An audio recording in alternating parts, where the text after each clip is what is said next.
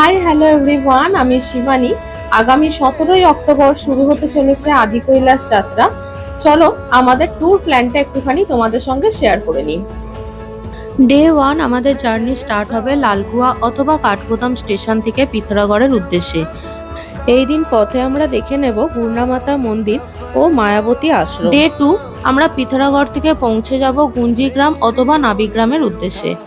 যে কোনো একটা জায়গায় আমরা রাত্রিবাস করব এবং আমরা ওই দিন বিকালবেলা দেখে নেব মনোকামনা মন্দির।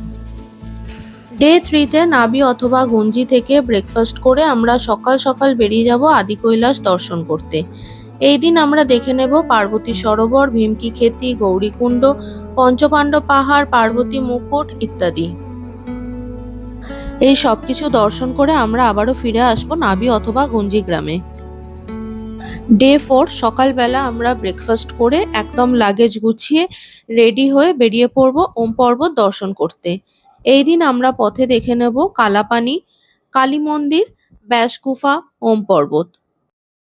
এই দিন আমাদের রাত্রিবাস হবে কিন্তু দাঁতগ্রামে, দাঁতগ্রামের ট্র্যাডিশনাল মাড হাউসে। ডে 5 আজকের এই দিনটা আমরা সারাদিন থাকবো দাঁতগ্রামেই। এই দিনের মেন কাজ হচ্ছে আমরা যাব পঞ্চচল্লী বেস ক্যাম্প ট্রেক করতে।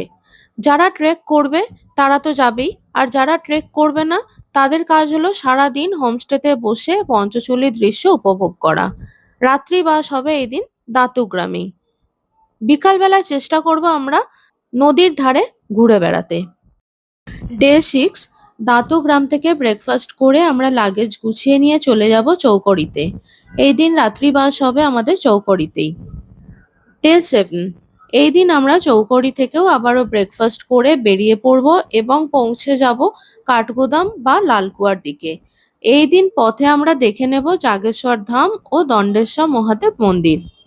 আমাদের সঙ্গে আদি কৈলাস যাত্রায় অংশগ্রহণ করতে চাইলে স্ক্রিনে দেওয়া নাম্বারে খুব তাড়াতাড়ি যোগাযোগ করে নিন।